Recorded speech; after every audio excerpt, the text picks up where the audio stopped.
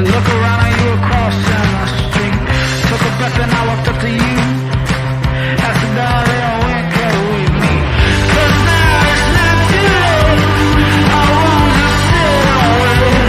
Alone by myself, I'm not just gonna stay away. I wanna just decide what is to be my fate. Alone by myself, I'm not just gonna stay away.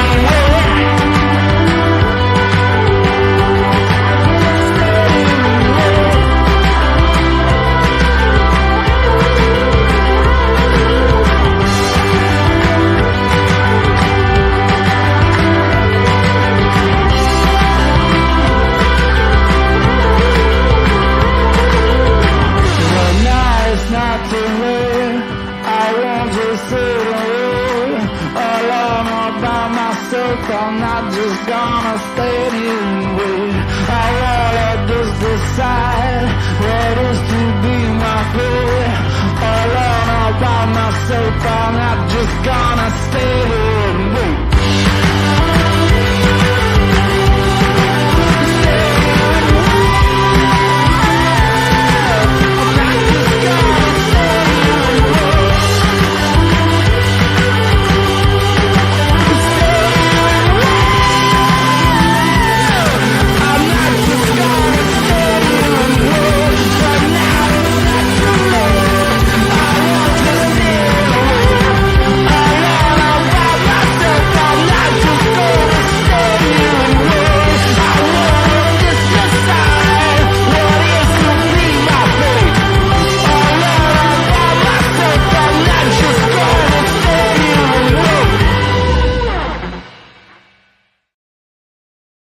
Good morning, everybody. We've got a long one today, so I probably won't get in too much longer on the intro.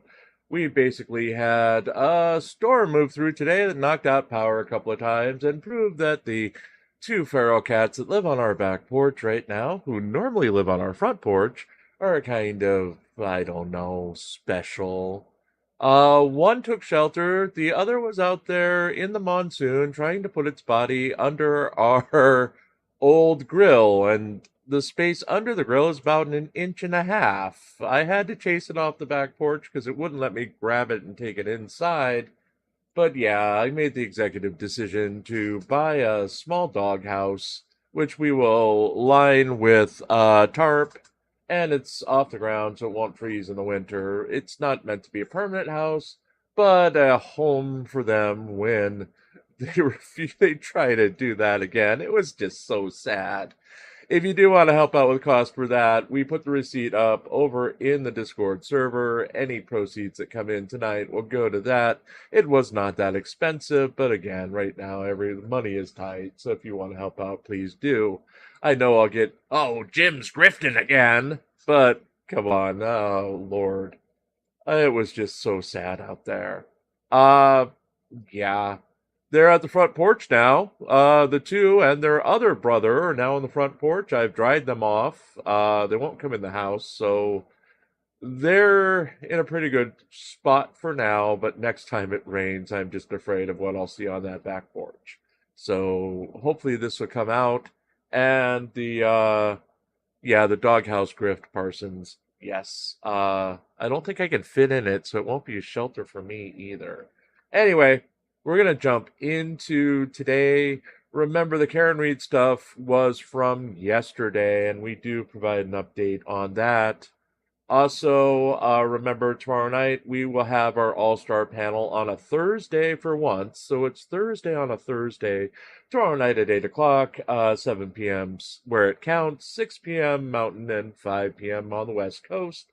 We also, tomorrow, just like today, we will have a Karen Reed verdict watch set up, and then we will go live when they either come back with a verdict or if they dismiss the jury like they did today. We're not going to have a dedicated show at 8:55 a.m. for now anyway. I've got some announcements. You'll get to them when I play the next video. So let's dive into that because I've already talked much too much for now. So let's go into it. GoFundMe Follies means I win? You like me. You really like me. Aw, crap, you like me too much and I won the day. I can't win. It's all part of the conspiracy, isn't it? My own personal GoFundMe won Tuesday, taking in $60 and beating out As Almo's $50 take for his GoFundMe campaign, where he's fighting for his freedom and going to travel to clear his name of all his so-called illegal arrests. The two campaigns made up the bulk of the take for Tuesday, although we did adjust Christopher Direct D. Ruff's campaign, as two donations from last week have appeared. We're not sure what happened there, as they weren't previously listed and consisted of two donations of $10 each. The win for my personal GoFundMe is more than a little awkward, as I had never intended this column to be about me or my campaign. While I'm appreciative of it, I'll probably just note the win in the future and talk about something else. But while I have you, things are changing a lot with the pending end of the Karen Reed murder case.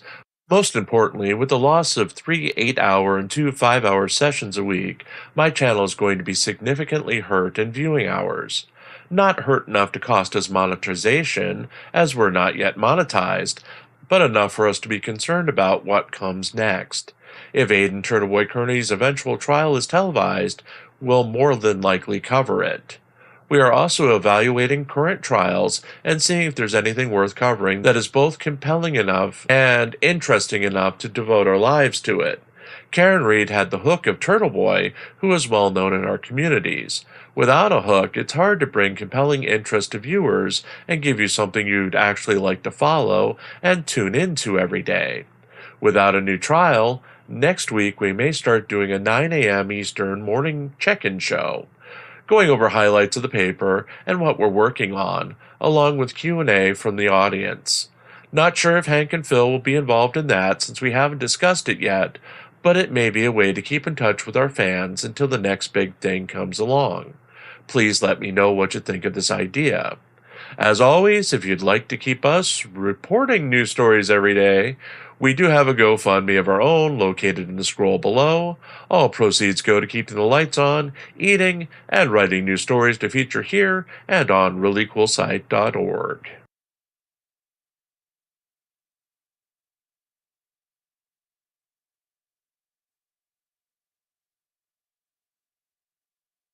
Karen Reed juror dismissed.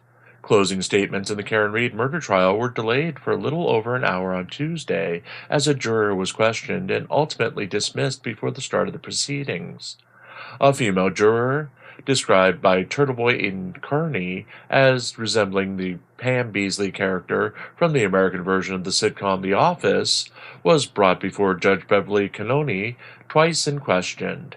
According to Kearney's account, the juror, who he considered a pro-Karen Reed juror, based on a reaction to the revelations of lead investigator Michael Proctor's inappropriate text messaging to other police officers, seemed angry and upset and stormed out of the courtroom after being dismissed by the judge.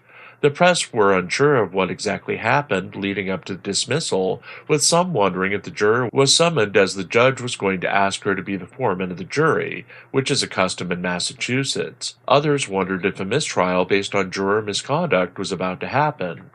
In the end, the juror was dismissed without incident, and closing arguments went on as planned. Alan Jackson of the defense, in another custom of the Commonwealth, presented first and focused on saying the prosecution was going to ask the jurors to look away from the facts of the case and wanted the jurors to focus on what has been proven. As he wanted them to focus, he introduced multiple distractions, including an allegation that ATF agent Brian Higgins and friend Brian Albert murdered victim John O'Keefe and had placed him on the front lawn of Albert's home in a rushed attempt to frame Karen Reed for the murder.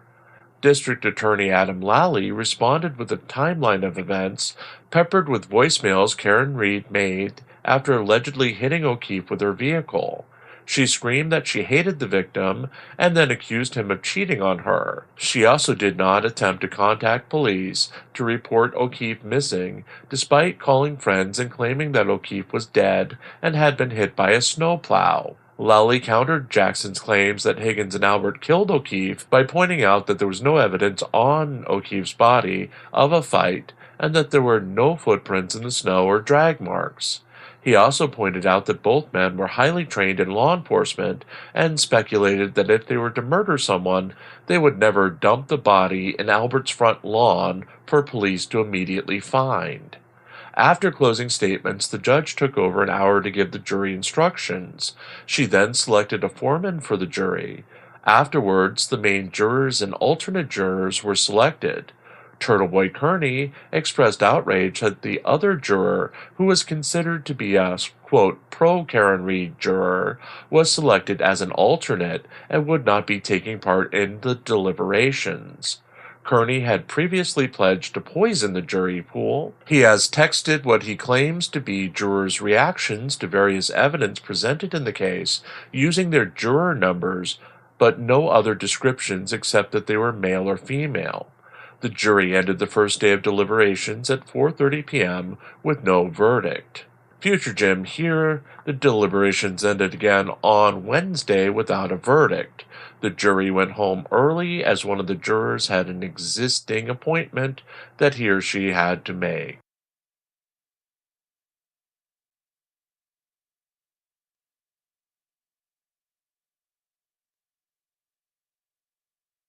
De Castro fails in Ironton.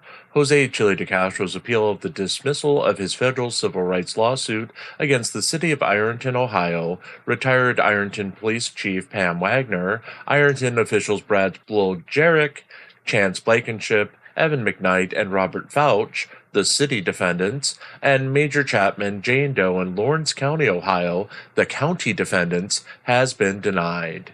De Castro was suing over an incident in April of 2022 that brought him great fame on YouTube as he live-streamed his refusal to leave the Ironton City Hall after it had closed for the night.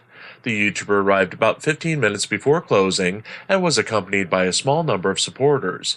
He demanded a room to essentially teach a First Amendment course that night.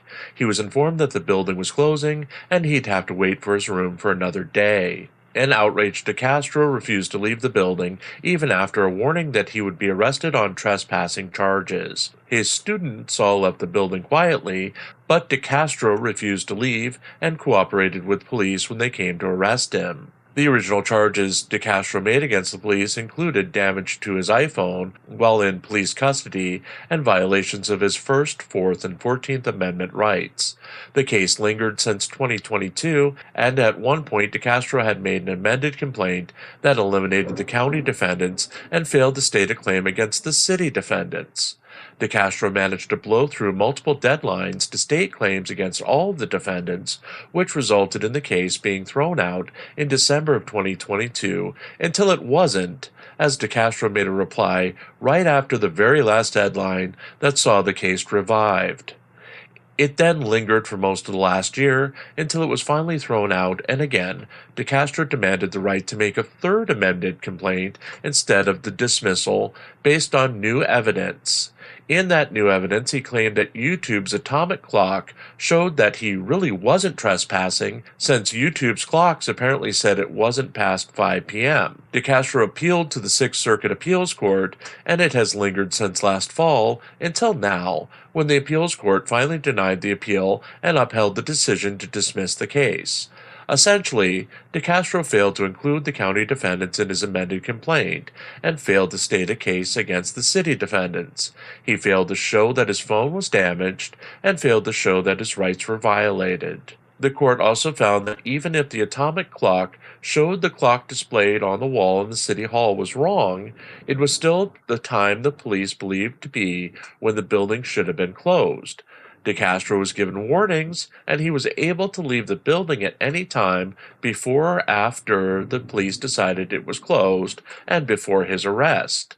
De Castro, perhaps hedging his bets, filed a new version of the lawsuit in federal and state-level courts in Nevada. He claimed jurisdiction in both courts since his customers live in Nevada and are impacted by the events in Ironton. Neither court case has gone anywhere, as De Castro was incarcerated soon after the filing dates. Also, before he was incarcerated, DeCastro had began putting out a series of videos on one of his alternate channels featuring his highly fictionalized account of the events in Ironton that led to the lawsuit.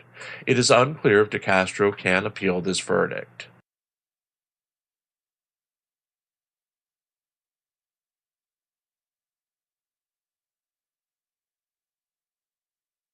Fallout from Carolina in Fort Worth incident continues.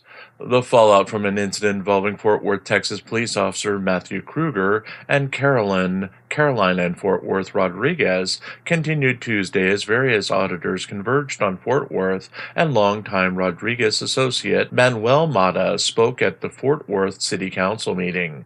Mata spoke out against Officer Kruger at the meeting, claiming that Kruger had pulled a gun on him for crossing the street in the past and that he is known to be violent.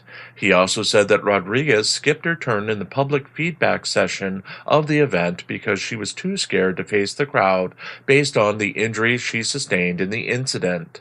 Mata pointed out that police have been dealing with First Amendment auditors for years, and Kruger seemed to escalate the situation rather than following training to de-escalate volatile situations. After Mata spoke, various supporters stood and cheered his comments, and the Fort Worth City Council ordered those who would not sit down be escorted out of the chamber for disruption. No new incidents of violence were reported during the actions of police in clearing the chamber. Not one to miss an outrage, Christopher, Denver Metro Audit's Cordova, joined others converging on the Fort Worth area for protests. His Tuesday night live stream indicated that he was conducting a personal investigation of the incident. Cordova said that his Tuesday was wasted as he was having problems with his equipment and that he went to 2 police departments to question officials, but the departments were somehow closed. He felt that his first day in the city was wasted, but pledged to do better in the coming days. According to Fort Worth's NBC DFW report, Fort Worth police are expected to address the incident at the Fort Worth City Council meeting on Friday. An internal police investigation is underway, and Councilman Chris Nettles appeared on the report pushing for police transparency. Rodriguez herself appeared on the NBC DFW report, again claiming excessive force, but did not detail exactly what happened in the incident. Speculation continues that she either does not remember what happened or is unwilling to say what happened due to the pending legal action. WFAA's online reporting gave some more details of what was going on when Rodriguez encountered police. Police were investigating a reported hit and run by a drunk driver who fled the scene. Crime scene tape had yet to be put up, and Rodriguez was standing in a private parking lot where police were conducting the investigation when the incident happened. Body cam footage of the incident has yet to be released, and again, Rodriguez has yet to detail what exactly happened to her. A lawsuit is expected, and WFAA reported that Rodriguez just earned a $6,000 settlement from another incident involving police. Tarrant County, Texas, agreed to settle with Rodriguez over claims that an officer slapped a phone out of her hands in a 2022 incident. We will continue to follow the story and provide updates as we get them.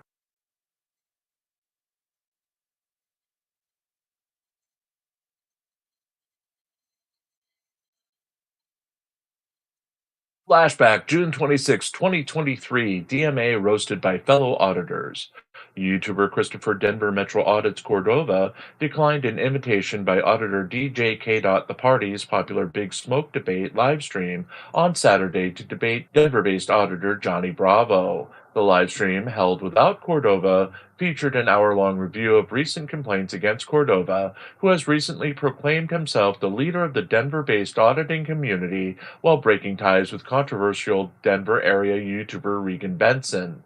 Cordova and Bravo had a blow-up recently when Cordova appeared on the drama-free livestream held by YouTuber Toe for Life last week. Bravo, not realizing it was a drama-free stream, criticized Cordova in side chat, leading to an on-air blow-up by Cordova. Bravo reported that Cordova is upset with those auditors who attended a mass protest in Sheridan, Colorado earlier in the year who did not allow themselves to be arrested. In the incident, a group of 15 auditors attempted to film at the Sheridan City Hall in violation of the building's limits on recording. Cordova and Bravo were among those arrested, with Cordova allegedly proclaiming that his arrest would set, quote, case law and propel his channels to new heights. This is in line with previous statements made by Cordova after his arrest last year for attempting to film at a Denver area Social Security Administration building. The apparent split between Cordova and Regan Benson started as Benson refused to be arrested at the mass protest in Sheridan. Then later, when Benson was not arrested, when Cordova and girlfriend Teresa Sweet Tea Neal were arrested for outstanding warrants before a Sheridan City Council meeting. Bravo claimed that he and Cordova shared the same court dates for the Sheridan mass audit incident, and Cordova was enraged when Bravo decided to take a plea deal. Under the deal, Bravo did 15 hours of community service and ultimately will have his conviction expunged from his record. The activist said it left him in a place where he can still take legal action against the Sheridan City Council, as the incident will be wiped from his criminal record. DJ K. The Party and Johnny Bravo criticized Cordova's self-appointment as the leader of the Denver-based auditing community, his arrogance, and his need to control every aspect of joint audits. Bravo singled out Cordova's arrogance and refused to talk things through before airing his grievances against Bravo publicly. The pair singled out how Cordova has been auditing for less than 2 years and how he has relied on his friendship with YouTuber activist Josh Accountability for All Abrams to claim status in the community. Cordova was recently found guilty of obstruction in the 15-auditor incident and received 20 hours of community service. It is unknown how this will impact his other ongoing court cases. Okay, folks, my signal is coming and going, so we'll make this one quick. I promise we'll make it quick, just like the first part was quick and went 5 minutes. Anywho, the Carolina in Fort Worth body cam has been released. We have it over on my Discord. You'll see the Discord link in our scroll below. It's in the Caroline in Fort Worth actual channel. It's not as graphic as you'd think. It leaves more questions than answers. I mean, you can see what happened. It's weird because at parts, from the long view of it, it does look like he's tossing her around.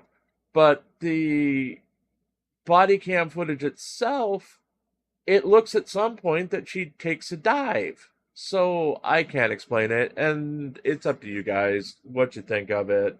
We'll have more on it tomorrow in the paper, first thing tomorrow morning. It's just weird. I mean, I don't know. I've only seen it 2 or 3 times now, and to me, it's just more questions than answers. Didn't do anything to end the speculation. We also have a possible new addition to the family in the post-credits scene. Rose, can we keep him? Can we keep him? Huh? Can we keep him? So with that, we're going to have hopefully this will be at its normal time at 6:30 p.m. Eastern tomorrow night, followed by our All-Star Thursday panel at 8 p.m. Eastern. A Thursday on a Thursday, a rare one. Anyway, here is our closing credits, and then we'll be back briefly for the new addition to the family. Possibly.